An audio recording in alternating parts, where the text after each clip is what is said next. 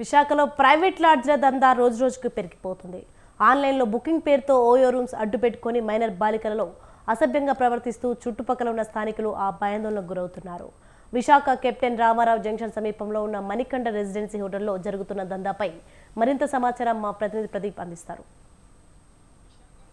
లాడ్జ్లు wonders అయితే విచ్చలవిడిగా రెచ్చిపోతున్నారు. అయితే డబ్బుల కోసం ఇష్టారాజ్యంగా కూడా వాళ్ళు వ్యవహరిస్తున్నారు. అయితే విశాఖపట్నం కెప్టెన్ రామారావు జంక్షన్ సమీపంలో ఉన్న లాడ్జ్లు ఏవైతే ఉన్నాయో ఆ లాడ్జిల్లో అయితే పూర్తిగా చాలా వరకు ఇష్టాసరంగా కూడా వ్యవహరిస్తున్నారంటూ కూడా చుట్టుపక్కల ఉన్న స్థానికులు అయితే ఆగ్రహం వ్యక్తం చేస్తున్నారు. అయితే మొత్తానికి ఏమైందంటే విశాఖపట్నం కెప్టెన్ రామారావు జంక్షన్ సమీపంలో ఉన్న మణికంఠ రెసిడెన్సీలో లాడ్జ్లో అయితే మైనర్ బాలికలతో అసభ్యకరంగా అవుతున్నాయంటూ కూడా లోపల చుట్టుపక్కల ఉన్న ప్రజలైతే ఆరోపిస్తున్నారు. మొత్తానికి చూస్తున్నాం కెప్టెన్ రామారావు జంక్షన్ సమీపంలో ఉన్న ప్రజలైతే ఇప్పుడు మనతో పాటు ఉన్నారు. అయితే ఇక్కడ ఉన్న ఇబ్బందుల పరంగా కూడా స్వతంత్ర టీవీకి అయితే ఫిర్యాదు అవ్వడం జరిగింది.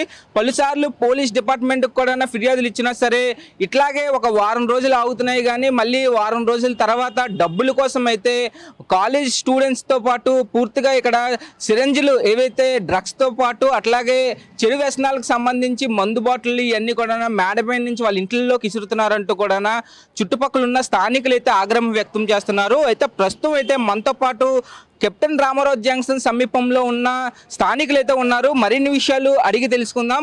చెప్పండి, అసలు ఎన్ని రోజుల నుంచి ఒక లాడ్జెస్లో ఎలాంటి అసభ్యకరంగా అవుతున్నాయి? మరి నేటికి నేను ఇక్కడ 45 సంవత్సరాల బట్టి జీవనం సాగిస్తున్నాను. నా పేరు బొడ్డు పోలారావు. రేణుక ఎల్లమ్మ గుడి ఆ ఆలయ నిర్మాణకుడిని, నేను ఆలయం నిర్వహించాం. మరి ఎన్నడూ చూడలేదు ఇక్కడ పరుగుల కుటుంబాలు ఉన్నాయి. కెప్టెన్ రామారావు గారి జంక్షన్ అంటే చాలా పెద్ద పేరు ఉంది. కెప్టెన్ రామారావు జంక్షన్ అంటే విశాఖపట్నం కాదు, అమెరికాలో కాదు, ఎక్కడైనా సరే మొత్తం దేశం అంతా కెప్టెన్ రామారావు జంక్షన్ అంటే మంచి పేరుంది. ఆ పేరుని ఇక్కడ చెరగొట్టడానికి కొన్ని లాడ్జీలు ఇక్కడ పరుగుల కుటుంబాలు కూడా ఉన్నాయి. ఒక ఈద్ ఉంది, ఇక్కడ సంస్థలు ఉన్నాయి. అలాగే కొన్ని లాడ్జీలు కరెక్ట్గా నడుస్తున్నాయి. కొన్ని లాడ్జీలు అయితే మాత్రం గంటకి 2 గంటలకి మైనర్ బాలికలకి రెంట్కి ఇచ్చేస్తున్నారు. ఈ మైనర్ బాలికలు 10th క్లాస్ అమ్మాయిలు, ఇంటర్మీడియట్ అమ్మాయిలు ఎక్కువ ఉన్నారు. దీనికి మేము కళ్ళారా చూస్తున్నాం, చూసి మేము సహించలేకపోతున్నాం.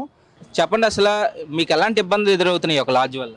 ఎలాంటి ఇబ్బంది అంటే రాత్రి 9-8 అమ్మాయిలు ఇక్కడ ఉండడం, తీయడం, అలా కూర్చోవడం, ఇగో ఇలా రావడం, ఈ చుట్టుపక్కల ఇలాగ రావడం జరుగుతుంది. రాత్రులు ఇంకా 10, 11, 12 నిన్నగాక మొన్న 2 రోజుల క్రితం ఒక పెద్ద బాటిల్స్, బీర్ బాటిల్, ఈ బ్రాందీ బాటిల్స్ టప్పని అక్కడి నుంచి వేస్తే నాకు అది నా బెడ్రూమ్ పక్కనే ఉంది.